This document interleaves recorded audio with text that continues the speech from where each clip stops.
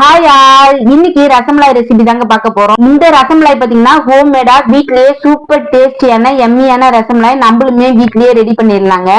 அதுவும் பேக்கரியில கிடைக்கிற மாதிரி டேஸ்ட்லயே சூப்பரா ரெடி பண்ணிடலாம். எனக்கு பாத்தீங்கன்னா இன்னைக்கு 1 kg கேக் ஆர்டர் இருந்தது, அதனால நான் ப்ரிப்பேர் பண்ணிருந்தேன். இது நார்மலா வீட்டு யூஸ்க்கு கூட நம்ம ரெடி பண்ணி குழந்தைங்களுக்குமே கொடுக்கலாங்க. அவ்வளவு ஒரு டேஸ்டியா இருக்கும். கண்டிப்பா நீங்க ட்ரை பண்ணி பாருங்க. இப்போ வாங்க வீடியோக்குள்ள போலாம். இந்த ரசமலாய் ரெடி பண்றதுக்கு நான் 1 லிட்டர் பால் எடுத்திருக்கேங்க. இது ஆவின்ல இருந்து ஃபுல் ஃபேட் மில்க் எடுத்திருக்கேன். இது ஃபுல் ஃபேட் மில்க் எடுக்கும் போது தான் பன்னீர் வந்து நமக்கு அதிகமாவே கிடைக்கும். இதுல வந்து 1/2 லிட்டர் பாத்தீங்கன்னா ரபடி ரெடி பண்றதுக்கும் 1/2 லிட்டர் பன்னீர் எடுக்கிறதுக்குமே யூஸ் பண்ணிருக்கேன். இதுல ஒரு 1/2 லிட்டர் எடுத்து கொஞ்சமா தண்ணி கலந்து நல்லா பாயில் பண்ணிக்கலாம். இது நல்லா கொதி வர ஸ்டேஜ்ல ஸ்டவ் ஆஃப் பண்ணிட்டு இதுல ஒரு 1/2 லெமன் பிழிஞ்சு ஊத்திக்கலாம். 1/2 லெமன் பிழிஞ்சு ஊத்தும் போது பாத்தீங்கன்னா இது லைட்டா பால் திரிய ஸ்டார்ட் ஆகும். நம்ம அதை மிக்ஸ் பண்ணி கொடுத்துட்டே இருக்கணும். லெமனை கொஞ்சம் கொஞ்சமா ஆட் பண்ணி மிக்ஸ் பண்ணி கொடுத்துட்டே இருக்கணும். அப்படி கொடுக்கும்போது பாத்தீங்கன்னா பால் நமக்கு பிரிஞ்சு தண்ணி தனியாவும் இந்த பன்னீர் தனியாவும் பிரிஞ்சு வருங்க. இந்த ஸ்டேஜ் வர வரைக்குமே நல்லா மிக்ஸ் பண்ணி கொடுத்துட்டே இருக்கணும். நீங்க 1/2 லெமன் பிரிஞ்சு விட்டுமே உங்களுக்கு இது மாதிரி நீர் தனியாவும் தண்ணி தனியாவும் பிரிஞ்சு வரலனாக்கா இன்னொரு 1/2 லெமன் பிரிஞ்சு சேர்த்துக்கோங்க. இதுல வினிகர் கூட ஆட் பண்ணிக்கலாம்.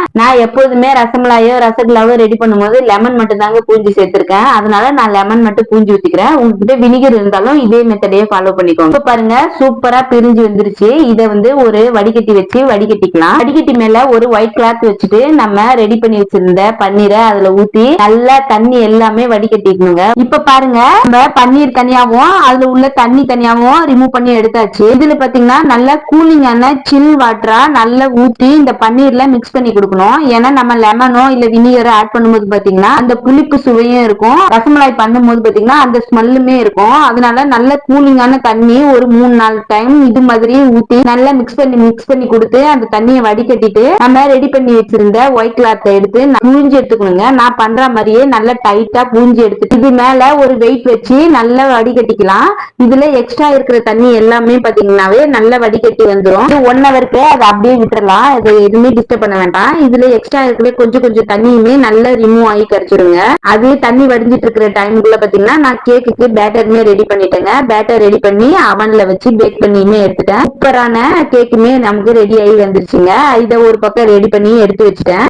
எனக்கு வந்து ரசமலாய் கேக்குக்காக தான் மலாய் நான் ரெடி பண்ணேங்க. அதனால இதுல கேக்குமே நான் இன்க்ளூட் பண்ணிருக்கேன். உங்களுக்கு கேக் ஸ்பாஞ்ச் வந்து ரெடி பண்றது வேண்டாம்னு சொன்னா இதை ஸ்கிப் பண்ணிடுங்க. இப்போ 1 ஹவர் கிட்ட ஆயிடுச்சு. இப்ப நம்ம பன்னீர் எடுத்து ரெடி பண்ணிடலாம். அதுக்குள்ள பாத்தீங்கன்னா நம்ம சுகர் சிரப் ரெடி பண்ணிடலாம். 1 கப் சுகர் எடுத்திருக்கேன். 1 கப் சுகருக்கு 3 கப் தண்ணி சேர்த்திருக்கேங்க.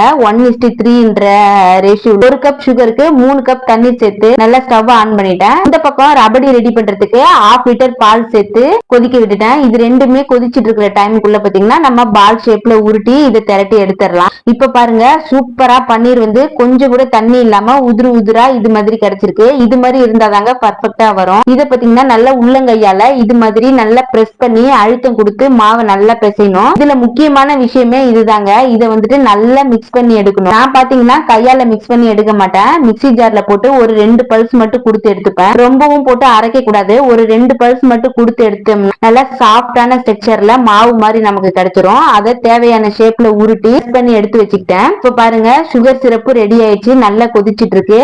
பாலுமே கொஞ்சம் ஓரளவுக்கு சுண்டி வந்திருக்கு. இதுல தேவையான சுகர் சேர்த்துக்கலாம். நம்ம 1/2 லிட்டருக்கு பாத்தீங்கன்னா 1/2 கப் நான் சுகர் சேர்த்திருக்கேன். உங்களுக்கு தேவையான அளவுக்கு சுகர் ஆட் பண்ணிக்கோங்க. 1/2 லிட்டர் பாலுக்கு இந்த சர்க்கரையே கரெக்டா இருக்குங்க. இது வந்துட்டு நம்ம கஸ்டமர் பாத்தீங்கன்னா கொஞ்சம் சுகர் கம்மியாக்கிட்டு இருந்ததுனால நான் 1/2 கப் சேர்த்திருக்கேன்.